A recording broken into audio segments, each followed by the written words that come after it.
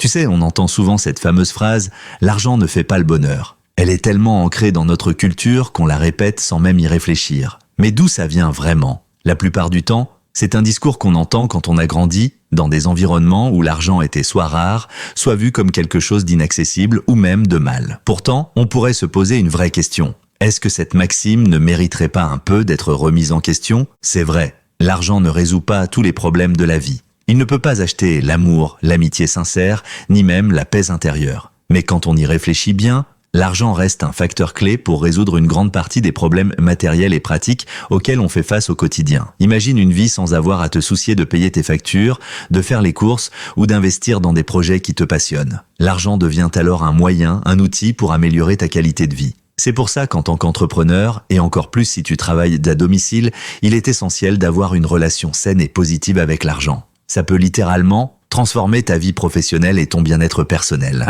Dans cette vidéo, je vais te parler des croyances limitantes qu'on peut avoir sur l'argent, comment elles freinent non seulement notre croissance financière, mais aussi notre développement personnel. Et surtout, je vais te partager des outils concrets pour changer ces croyances et te permettre d'atteindre la liberté financière. Commençons par un constat simple, l'argent n'achète peut-être pas le bonheur, mais il peut résoudre une tonne de soucis quotidiens. Pense au loyer, aux soins médicaux, à l'éducation de tes enfants. Tous ces besoins essentiels nécessitent des ressources financières. Si tu es dans une situation où tu manques d'argent, tu vas forcément ressentir du stress.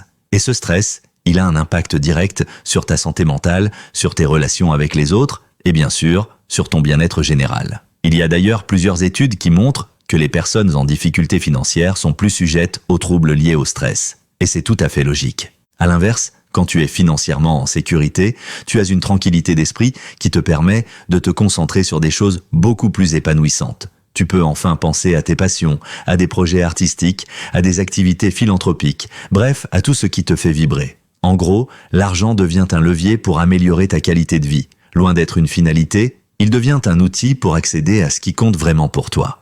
Mais d'où viennent toutes ces croyances limitantes qu'on a sur l'argent? Spoiler alerte, elles ne sont pas innées. Ces croyances, elles viennent en grande partie de notre enfance. Entre 4 et 7 ans, notre cerveau est comme une éponge, on absorbe tout sans filtre. C'est souvent à cet âge-là que des croyances limitantes s'installent dans notre subconscient. Pense aux phrases qu'on a tous déjà entendues, du style « l'argent est la racine de tous les maux, les riches sont corrompus » ou encore « l'argent ne pousse pas sur les arbres ». Ces messages, même s'ils semblent innocents, finissent par influencer la manière dont on gère et perçoit l'argent à l'âge adulte, souvent sans qu'on s'en rende compte.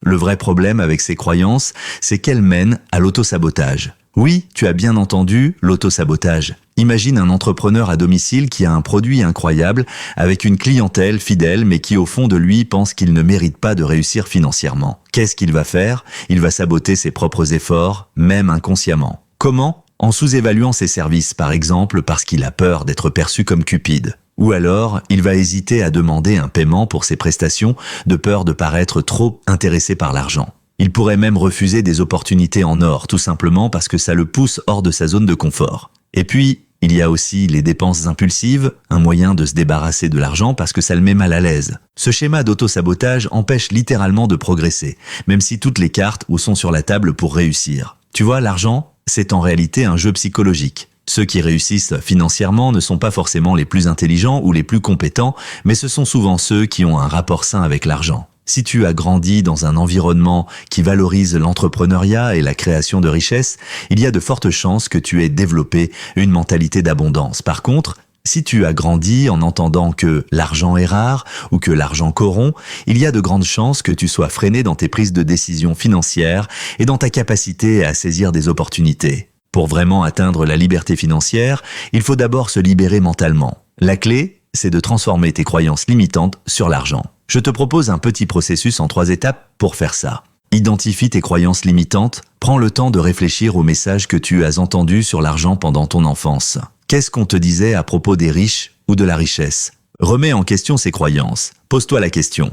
Est-ce que ces croyances sont basées sur des faits? Ou est-ce que ce sont juste des idées reçues qui n'ont pas vraiment de fondement? Remplace ces croyances par des idées positives. Par exemple, au lieu de penser « l'argent est rare », commence à te dire « l'argent est abondant ». Ces nouvelles croyances vont t'aider à adopter une mentalité d'abondance. Bien sûr, changer ces croyances, surtout quand elles sont bien ancrées, ça prend du temps. Mais il y a des stratégies qui peuvent t'aider à accélérer ce processus. Premièrement, l'éducation financière. Apprendre comment fonctionne l'argent, c'est déjà un énorme pas en avant pour mieux le gérer. Ensuite, entoure-toi de personnes qui ont une relation saine avec l'argent. Leur manière de voir les choses va t'inspirer et t'encourager. Utilise aussi des affirmations positives. Répète des phrases comme « Je mérite la richesse régulièrement » pour commencer à reprogrammer ton esprit. La visualisation est aussi très puissante. Imagine-toi en train de réussir financièrement et ressens ce que ça ferait d'avoir une situation financière stable et florissante. Enfin, célèbre chaque petit succès. Chaque victoire, même petite, renforce une relation positive avec l'argent.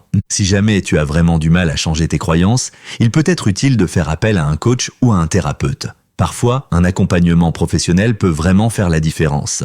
Alors, en conclusion, rappelle-toi que l'argent est un outil neutre. C'est toi qui choisis comment l'utiliser. Si tu es un entrepreneur à domicile, développer une relation saine avec l'argent est essentiel pour réussir, aussi bien sur le plan professionnel que personnel. En changeant tes croyances limitantes et en adoptant une mentalité d'abondance, tu seras capable d'attirer l'argent dont tu as besoin pour atteindre tes objectifs et améliorer ta qualité de vie. Alors, dis-moi, es-tu prêt à te libérer de tes croyances limitantes et à tracer ta route vers la liberté financière ?